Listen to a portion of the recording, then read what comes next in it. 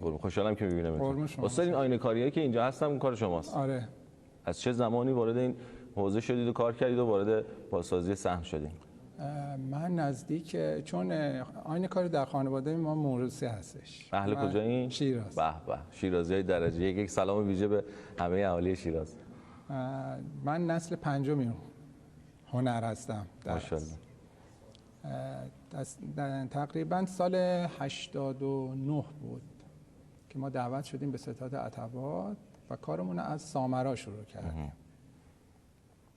بعد از اونجا یه مقدار کاظمن کار کردیم تو زمانی که داعش بودش، برنامه داعش بود، اونجا تعطیل شد.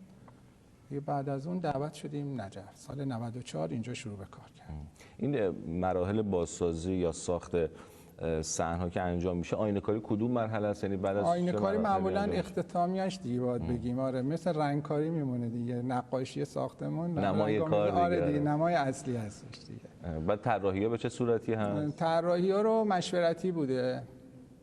این که خودشون یه طرح می‌زدن، مثلا حالا مشاور داشتیم، ولی خب یعنی طرح اصلی رو خودم می‌زدم با مشاورت مثلا مهندس بیابانی بودن که اینجا اون زمان کار می‌کردن.